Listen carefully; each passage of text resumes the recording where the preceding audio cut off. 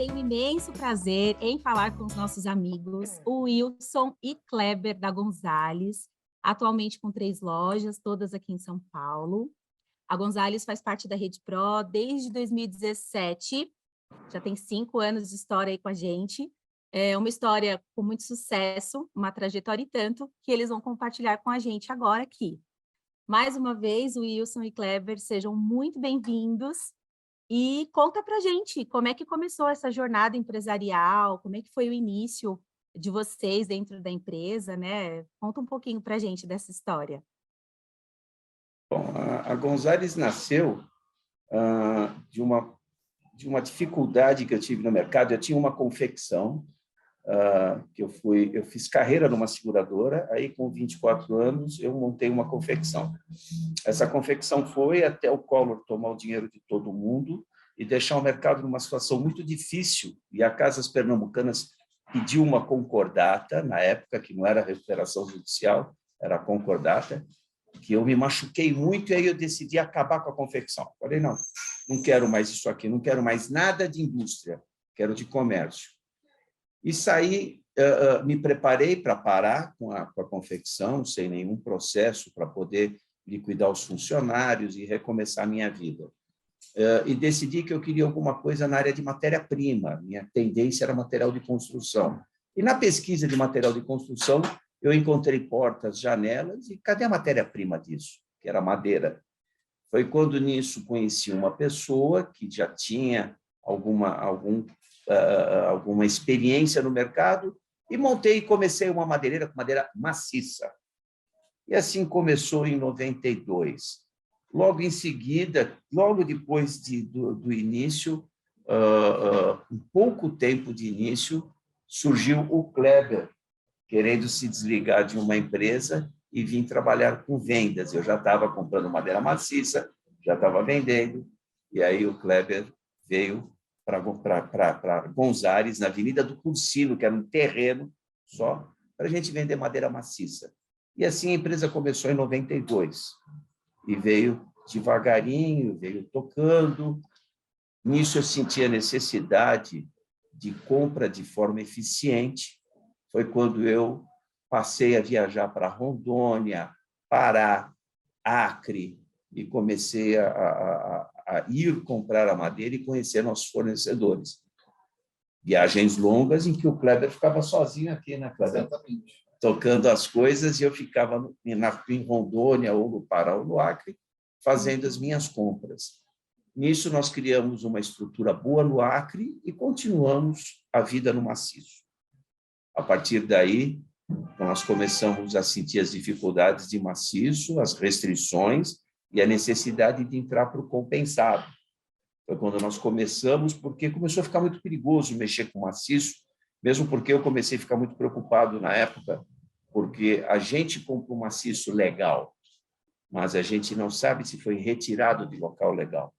E na hora que dá um problema, esse problema é para todos. Foi quando eu comecei a querer largar o maciço com medo justamente dessa exploração lá em cima.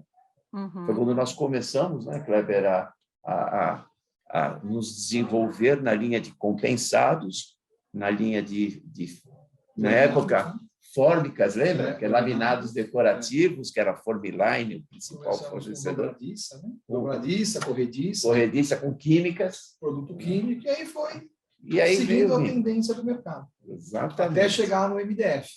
Até a hora que o MDF começou a entrar no mercado, e nós tivemos que, mais uma vez, começar a migrar de produto. E fomos para o MDF, que está aí até hoje, que ficou uma concorrência hoje muito fácil para entrarem, porque qualquer um tem acesso a isso, coisa que no passado, tanto a parte de maciços quanto a parte até de compensado, tudo ficava mais difícil, porque nós conhecíamos os fabricantes, nós íamos à fábrica, nós tínhamos a Compasa no Pará, que era muito próxima da gente. Eu tinha também em Rondônia amigos, donos de fábrica, então a gente tinha uma condição diferenciada, coisa que hoje no MDF tudo isso terminou e tem esse mercado amplo, muito importante, mas muito concorrido, né? Se vocês pudessem falar, assim, né, os principais aprendizados até aqui, essa história da Gonzales, muita coisa aconteceu, algo muito marcante, assim, uma passagem que para vocês foi determinante para chegarem aonde chegaram, né? O que vocês falariam? O que marcou para o Kleber, não somente o profissional, né? Foi conduta. Eu aprendi, entrei aqui na Gonzales com 18 anos, né? E já se foram 30 anos. E às vezes brinco com as pessoas que o que eu tenho de empresa, muitos colegas não têm de idade, né? E o que eu aprendi ao longo desses 30 anos é que o sucesso se dá com seriedade. E isso eu levei para a minha vida pessoal também. Nós temos uma passagem muito marcante. Essa é uma das mais marcantes da minha história e acho que do Kleber também. Quando o Kleber veio trabalhar comigo, ele veio de uma empresa de maciços. E maciço media-se as peças e vendia em metros cúbicos. Então, o caminhão estava levando 10, 12, 15, enfim. Uhum. E aí, numa das vendas, eu não esqueço nunca disso, o Kleber me falou o seguinte: Wilson, essa empresa aqui, e a empresa que ele veio, vendia 20 e entregava 18. E era comum isso no mercado. Eu não esqueço disso. O Kleber falou, mas Wilson, a gente vai perder muita concorrência desse jeito, porque essa é uma prática de mercado. Mesmo porque as pessoas não medem a madeira. E, na época, eu lembro que eu olhei para o Kleber e falei, Kleber, esquece o que você aprendeu nessa empresa. Isso não vale, nós não vamos fazer. E a gente não trouxe realmente a prática escusa do mercado, né? Obscura. Então, a gente procurou dentro de uma certa... dentro de uma correção de rumo, né? Não aceitando a promiscuidade do mercado. E tivemos sucesso, né? Aí, quando o madeira maciça apertou, partimos para vigamento de telhado e tábua de construção, e depois fomos indo para o compensado, depois para os acessórios de marcenaria, e aí fomos seguindo as tendências, né? Então, isso é realmente, eu até brinco que eu parar para escrever um livro daria um livro muito bonito. São 30 anos de uma história que me mexe muito comigo. E falando um pouco dos jovens que estão começando agora, até com a ideia de sucessão nas empresas dos pais, né, ou startando desde o início aí, o que vocês falariam para essas pessoas, assim, qual dica, qual conselho de base que vocês falariam para os jovens que estão começando esse processo de sucessão? Profissionalizarem a empresa e não pensarem em sucessores. Façam seus filhos estudarem e terem grande nível acadêmico. Isso é o mais importante. Depois, se eles quiserem assumir, eu não aconselho, porque eles têm que concorrer com gente diferenciada. E no nosso segmento nós não temos muita gente. Nós não temos gente diferenciada na questão acadêmica, não na questão de feeling, de inteligência, são coisas diferentes, né? Então, para esses jovens, eu peço para que tomem muito cuidado antes de vir para cá, por causa disso. Vá se preparar antes disso. Essa é a minha única mensagem.